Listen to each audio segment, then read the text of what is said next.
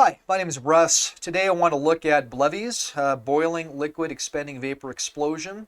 These are frequently seen within residential constructions when you have a propane tank that did not have proper combustible controls around it.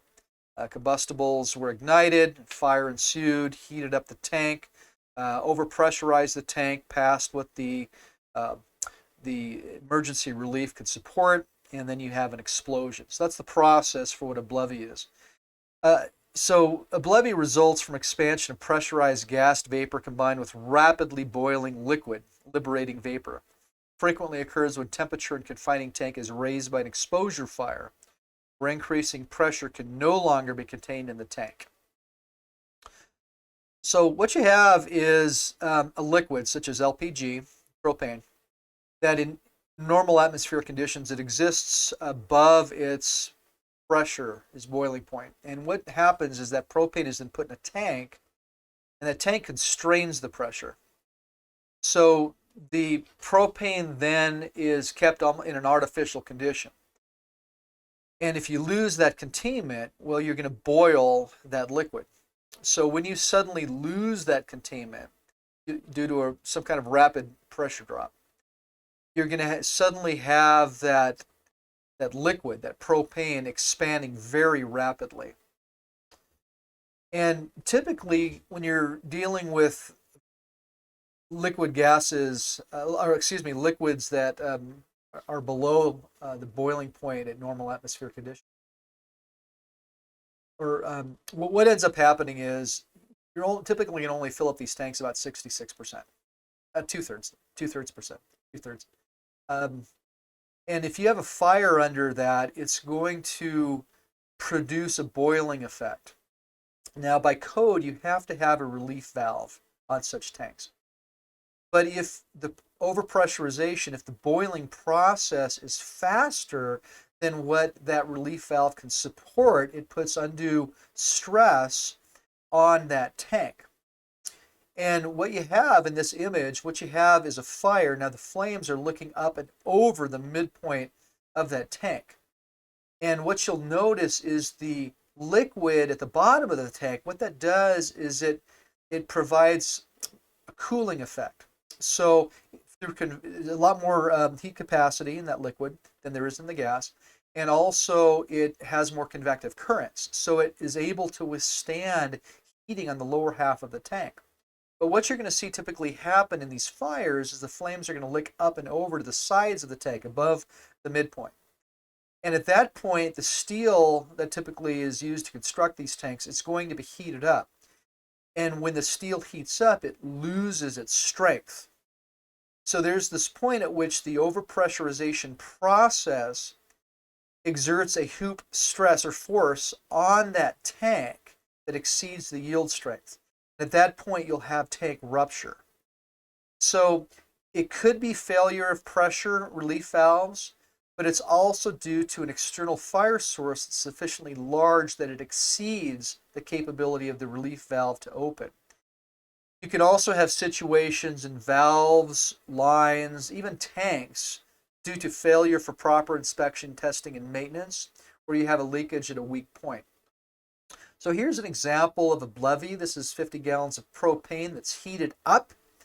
If you examine the image on the right side, what you see is the actual propane that's been projected out faster than the flame can propagate through the gas.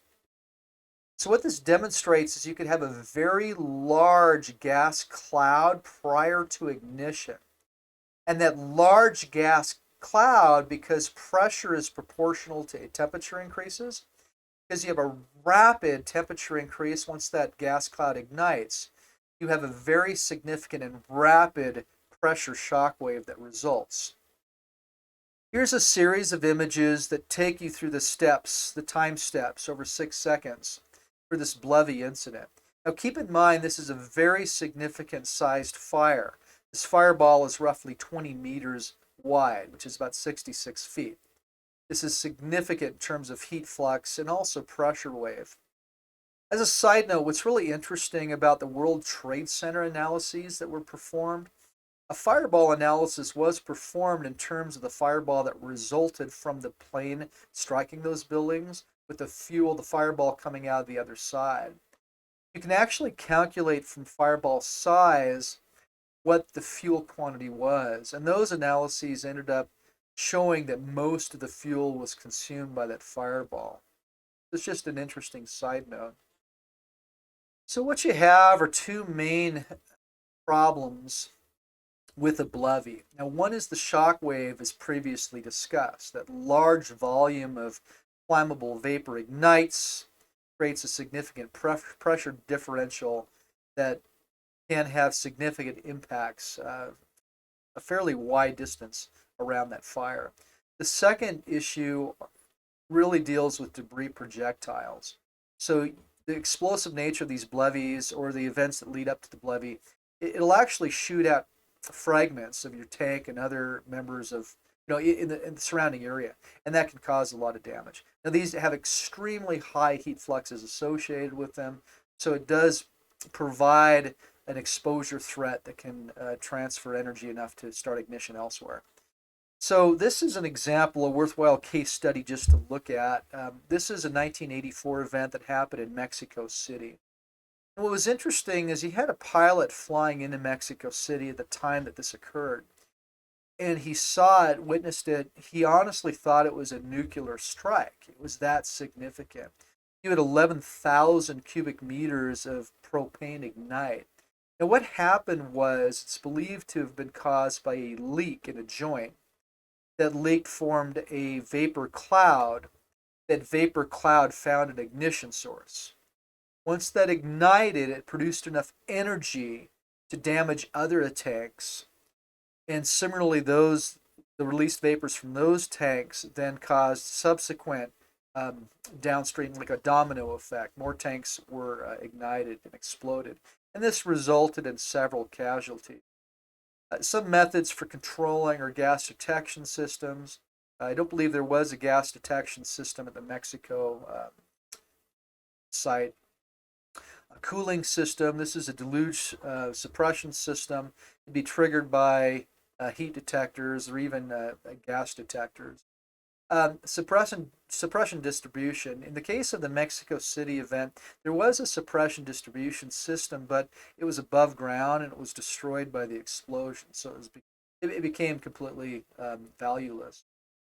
This is an interesting case study, and I wanted to touch on this. Thermogas provided tanks for, in this case, forklift operation.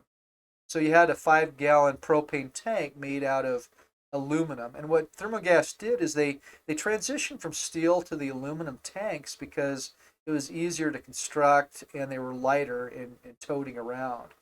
So there was good demand for it. Now, per code, this tank did have a relief valve in place. But what Thermogas did in transitioning from the steel to the aluminum tank is they failed to do an analysis in terms of how the aluminum held up at elevated temperatures. So what happened in this case, this aluminum tank was on a forklift. There was a small fire on the forklift. It heated up the tank. And the yield strength for the aluminum was lowered because of the elevated temperature. And it ruptured before the pressure within the tank reached a point that could trigger the relief valve. Now, with the rupture of that tank, a large vapor cloud was created. It ignited, being piloted by that small fire on the forklift. It resulted in this BLEVE that destroyed a warehouse. So it produced enough energy that additional fires occurred, and it took out a Weyerhaeuser warehouse. So litigation, Weyerhaeuser versus Thermogas, found Thermogas guilty of negligence in this design. Here are some references for you to look up for further analysis. I guess the important takeaway is that when you're doing an analysis for a fire and a BLEVE was involved, some of the factors that you're going to look for are combustible loading around, let's use propane, the propane tank. Per the ICC WUI code or NFP 1144, a requirement is to keep your combustibles away from such tanks. But what you'll occasionally see is buildup of vegetation, significant buildup of vegetation, dry vegetation. You could even have people stacking firewood. It's happened next to propane tanks, pallets, things of that nature. So these are things to look for in terms of the combustible source that enable the fire to get large enough to overpower the relief valve. The other thing to look for is inspection testing, and maintenance problems with the site, a failure to address age concerns over tanks and piping for propane systems. So, if you're managing a facility, those are two main key features: IT&M, inspection testing, and maintenance, as well as combustible controls. So look for those as sources for fire. They're likely the culprit.